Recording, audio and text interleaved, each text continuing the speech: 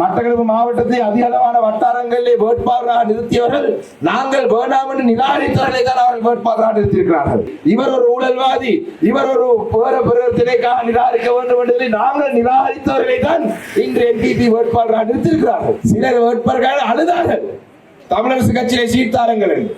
நாங்கள் சொன்ன நாங்கள் தமிழ் தேசியத்துக்காக, தமிழ் மக்களுக்காக, தமிழ் இனத்துக்காக நேர்மையாக செயல்பட்டவர்களுக்கு தான் ஆசனம் வழங்குவோம் என்று நாங்கள் நிராகரித்தவர்களை இன்று NPP அரசாங்கத்தை வேட்பாளராக நிறுத்தி அவர்கள் ஊழல்வாதிகள் இல்லை என்று எங்களுக்கு சொல்றாங்க. பொதுவாக எங்களுடைய மாவட்டத்திலே பல இடங்களிலே நடத்தும் கூட்டங்களுக்கு, ஏனைய கட்சியுடைய கூட்டங்களுக்கு, அவங்களுடைய மேடை அமைத்து கூடாரம் அமைத்து நடத்தும் கூட்டங்களுக்கு கூட இவ்வாறான மக்கள் தொகை வரவில்லை. இது ஒரு வட்டாரத்துடைய கூட்டம். இந்த வட்டாரத்துடைய வெற்றி உறுதி செய்யப்படுத்தப்பட்ட வெற்றி என்பதை இதை விட வேறு எடுத்து காட்டாது. ஏனால் இன்று காலையிலே நான் பார்த்திருந்தேன், தென்னிலங்கையில் இருக்கிற இலவாத அரசாங்கத்துடைய அமைச்சர் சுனில் ஹந்துனெத்தி அவர்கள் வந்து களுவாஞ்சிக்குடியிலே சீமு ராசமாணிக்க மண்டபத்தில் ஒரு கூட்டம் நடந்திருந்தது. அந்த கூட்டத்திலே பற்றுப்பு தொகுதிக்கான ஒரு கூட்டம் என்று சொல்லப்பட்டது. அந்த கூட்டத்திலே வந்தவருடைய எண்ணிக்கை இதில் இருக்கிற 10 மாணவர்களுடைய எண்ணிக்கையாக தான் இருந்தது. ஒரு தேசிய அரசாங்க கட்சியுடைய தொகுதி கூட்டத்தை விட எங்களுடைய ஒரு வட்டாரத்துடைய கூட்டத்துக்கு இந்த அளவு மக்கள் வந்திருக்கிறார் என்று சொன்னால் இம்முறை இலங்கை தமிழரசு கட்சியுடைய வெற்றியை எவராலையும் தடுக்க முடியாது. இந்த வட்டாரமானது எனக்கு மிகவும் ஒரு நெருக்கமான ஒரு வட்டாரம். நான் 2013ஆம் ஆண்டு இலங்கைக்கு வருகை தந்து அரசியலில் ஈடுபட்ட பொழுது என்னை முதலாவது ஒரு வெற்றி ஒரு விளையாட்டு போட்டிக்கு அதிதியா அழைத்தது என்று சொன்னால் இந்த நாவக்குடா மக்கள் தான். அதுல இந்த ஜிஓடி விளையாட்டுக்காரன் தான் என்னை 2013ஆம் ஆண்டு என்னை அழைத்திருந்தார்கள். நான் நினைக்கிறேன் அந்த நேரத்தில் இந்த மக்கள் புரிந்து கொண்டிருப்பார், இவர் எப்பயாவது இந்தியா வருவார் என்று. அதுக்கு 7 வருஷத்துக்கு பிறகுதான் நான் எம்பியா வந்தேன். நான் 7 வருஷத்துக்கு எம்பியா வேற 7 வருஷத்துக்கு முதலே நாவக்குடாவால் மக்கள் என்னை இனம் கண்டு என்னை ஆதரித்தார்கள். அதே போலதான் சகோதரர் தினேஷ் அவர்களும் இந்த வட்டாரத்திலே கடந்த உள்ளூராட்சி மன்ற தேர்தலிலே போட்டி போட்டிருந்தார். அந்த நேரத்திலே அவர் பிரதான வேட்பாளராக போட்டி போடவில்லை. அவருடைய வாக்காளர் தான் அந்த நேரத்திலே அந்த வட்டாரத்திலே அந்த வேட்பாளர் வெற்றி பெற்றிருந்தார். இன்று அவருக்காக அணியா திரண்டிருக்கும் இந்த மக்களை பார்க்கும் பொழுது அவருடைய வெற்றி உறுதி செய்யப்படுத்த வெற்றி மாத்திரமல்ல, அவருக்கு ஒரு சிறந்த அரசியல் எதிர்காலம் இருக்கின்றதை எடுத்து காட்டுகின்றது. நான் நினைக்கின்றேன் 2013ஆம் ஆண்டு என்னை பார்க்கிறதுக்கு ஒரு பதவியும் இல்லாத நேரத்தில் என்னை பார்க்கிறதுக்கு என்னை ஆதரித்த நாவக்குடா மக்கள் இன்று அவரை அதே போலதான் ஆதரிக்கிறார்கள். அதுக்கான இந்த மக்களுடைய கூட்டம், அதுக்கான இது 9 மணிக்கு ஒரு அலுவலக திறப்பு விழாவுக்கு இப்படி மக்கள் மட்டக்களப்பு மாவட்டத்தில் வந்ததை இன்றுதான் நான் கண்டிருக்கிறேன். ஒரு அலுவலக திறப்பு விழா, இது ஒரு பொதுக்கூட்டம் அல்ல, இது ஒரு கட்சி கூட்டம் அல்ல, நாங்கள் கூட்டமாகவே அறிவிக்கவில்லை. அந்த மாதிரி எங்களுடைய கட்சியிலே இந்த வட்டாரத்திலே எங்களுக்கு போட்டியாக இருக்கிறவர்கள் எல்லாம் போட்டியே இல்லை. ஏனென்றால் எங்களுடைய வட்டாரத்தில் இந்த 2 பகுதிகளும் இணைந்து இம்முறை எங்களுடைய வெற்றி உறுதி செய்யப்படுது. ஆனால் எங்களுடைய தேவை இந்த வட்டாரத்தில் இருக்கிற 80% அதிகமான வாக்கு எடுக்கிறது தான் எங்களுக்கான தேவை. வெல்றதெல்லாம் நாங்கள் எப்பயோ வென்றுட்டோம். இப்ப எங்களுக்கு தேவை இந்த வட்டாரத்திலே 80% அதிகமான வாக்குகள் தான் எங்களுக்கு தேவை. ஏனென்றால் நாளைக்கு சொல்லக்கூடாது சாணக்கியன் அவருடைய இணைப்பு செயலாளருடைய வட்டாரத்திலே நாங்கள் மட்டுமட்டாகத்தான் வென்றோம் என்ற செய்தியை சொல்லக்கூடாது. இந்த வட்டாரத்திலே தான் இன்று வடக்கு கிழக்கிலே இருக்கிற வீதாசார அடிப்படையிலே அதிகூடிய வாக்கு வடக்கு கிழக்கிலே கிடைத்த வட்டாரமா இந்த வட்டாரம் இருக்க வேண்டும். இது சகோதரர் தினேஷுக்கும் ராஜுக்கான வெற்றியா இருக்கக்கூடாது, என்னுடைய வெற்றியா இருக்க வேண்டும்.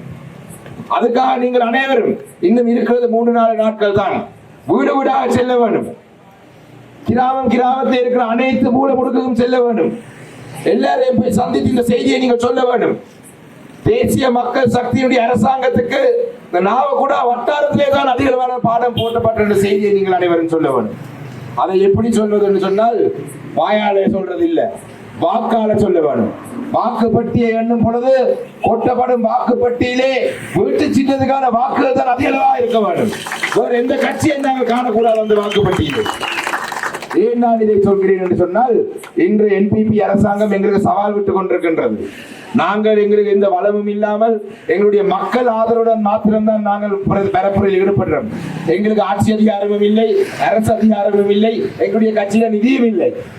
நாங்கள் எங்களுடைய வட்டார வேட்பாளர்களுக்கு நாங்கள் எந்த உதவியும் செய்யாமல் அவங்களாகவே தான் இந்த வட்டாரங்களில் செயல்படுறார்கள்.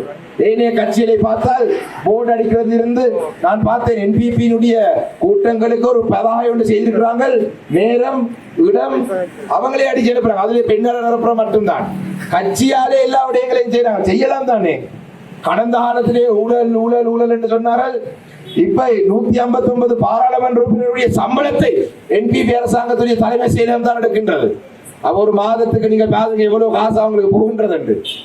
ஊழலற்ற ஆட்சி ஊழலற்ற ஆட்சின்னு சொல்றாங்க. மட்டக்களப்பு மாவட்டத்தை அதிக அளவான வட்டாரங்களிலே வேட்பாளராக நிறுத்தியவர்கள் நாங்கள் வேண்டாம் என்று நிராகரித்தவர்களை தான் அவர்கள் வேட்பாளராக நிறுத்தியிருக்கிறார்கள். எங்களுடைய கட்சிக்கு முன்பாக வந்து கெஞ்சி சீட்டாருங்கள், நாங்கள் போட்டி போட போறோம், தமிழரசு கட்சியிலே வேட்பாளர் நிக்க போறோம் என்று சொல்லி இவர் ஒரு ஊழல்வாதி, இவர் ஒரு திணைக்காக நிராகரிக்க வேண்டும் என்று சொல்லி நாங்கள் நிராகரித்தவர்களை தான் இன்று என்பிபி வேட்பாளராக நிறுத்தியிருக்கிறார்கள். அதிலே மாநகர சபையிலே நான் பெயர் குறிப்பிட்ட ஒருவரை நான் அவமானப்படுத்த விரும்பவில்லை. சிலர் வேட்பாளர்கள் அழுதார்கள், தமிழரசு கட்சியிலே சீட்டாருங்கள் என்று. நாங்கள் சொன்ன நாங்கள் தமிழ் தேசியத்துக்காக, தமிழ் மக்களுக்காக, தமிழ் இனத்துக்காக நேர்மையாக செயல்படுறதுக்கு தான் ஆசனம் வழங்குவோம் என்று நாங்கள் நிராகரித்தவர்களை இன்று என்பிபி அரசாங்கத்தை வேட்பாளராக நிறுத்தி அவர்கள் ஊழல்வாதிகள் இல்லை என்று எங்களுக்கு சொல்றார்கள். சில வேட்பாளர் இருக்கிறார்கள், கடந்த காலத்தில் உறுப்பினராக இருந்து அந்த வீதியிலே ஒரு மின்விளக்கு போட்டால், வீதியிலே 5 மின்விளக்கு போட்டால் பின்னேறமான சப்பட்ட போத்தல் வாங்கி கொண்டு சேர வேண்டும் என்று சொன்ன வேட்பாளர் என்று இருக்கிறார்கள். ஒரு வீதியிலே அரசாங்கத்தின் நிதியிலே வட்டார உறுப்பினராக இருந்து கொண்டு மின்விளக்குகளை சிலதை போட்டால் அந்த வீதியில இருக்கிற மக்கள் பின்னேரத்திலே காசு சேர்த்து அவருக்கு சப்பட்ட போத்தல் வாங்கி கொடுக்கணும். இன்றைக்கு அவரும் என்பிபி கட்சியிலே வேட்பாளராக இருக்கின்றார்.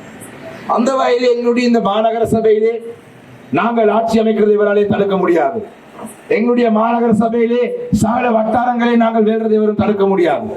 ஆனால் நாங்கள் இப்ப முயற்சி எடுத்துக் கொண்டிருக்கிறது மாநகர சபையிலே இருக்கிற வட்டாரங்களிலே அதிகூடிய வாக்குகளை எடுக்கிறதுக்காக தான் நாங்கள் முயற்சி செய்திருக்கிறோம். ஏனென்றால் இந்த மாநகர சபையிலே வட்டார வேட்பாளருடன் சேர்த்து எங்களுடைய பட்டியல் வேட்பாளரை நாங்கள் கொண்டு செல்ல வேண்டும். இந்த மாநகர சபையிலே நாங்கள் வேறு எவருடைய ஆதரவு இல்லாமல் நாங்கள் ஆட்சி அமைக்க வேண்டும். இந்த நாட்டிலே தமிழ் மக்களுக்கு ஒரு நிரந்தரமான அரசியல் தீர்வு வேண்டும் என்று சொல்ற ஒரே ஒரு கட்சி இலங்கை தமிழரசு கட்சி மாத்திரம்தான். மற்ற எல்லா கட்சிகளும் ஏதோ ஒரு காரணத்துக்கு ஏதோ ஒரு காலத்திலே தமிழ் மக்களுக்கு எதிராக செயல்பட்ட கட்சிகள். என்னுடைய பாட்டாருடைய காலத்தில் இருந்து 70 வருஷத்துக்கு மேலாக தமிழ் மக்களுடைய உரிமைக்காக இந்த கட்சி போராடி கொண்டிருக்கின்றது. சில நேரங்களிலே எங்களுடைய கட்சி இல்லாவிட்டிருந்தால் இன்று நாவக்குடா பிரதேசத்தில் தமிழ் பேசும் மக்கள் இருந்திருக்க மாட்டார்கள்.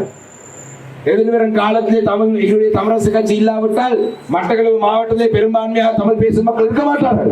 அம்பாறை மாவட்டத்தில் நடந்தது போல நடக்கும், ஈரோடு நடந்தது போல நடக்கும். அந்த வகையிலே இந்த கட்சிக்கு நீங்கள் வாக்கு போடுறதினூடாக நாங்கள் தமிழ் மக்களுடைய உரிமையை பாதுகாப்போம், தமிழ் மக்களுக்கான அபிவிருத்தி பணிகளை நாங்கள் செய்வோம். பல அபிவிருத்தி திட்டங்களை நாங்கள் தான் இந்த வட்டாரத்தை செய்திருக்கிறோம். எனக்கு இன்றைக்கு அந்த அபிவிருத்தி திட்டங்களை ஒன்றாக சொல்றதுக்கு நேரம் இல்லை. ஆனால் நாங்கள் இந்த வட்டாரத்தை ஒரு பொதுக்கூட்டம் ஒன்றை நடாத்துவதற்கு நாங்கள் எதிர்பார்க்கிறோம். அந்த கூட்டத்துக்கு வாருங்கள், நாங்கள் விரிவாக நாங்கள் செய்திருக்கிற வேலையை பற்றி உங்களுக்கு சொல்லுவோம்.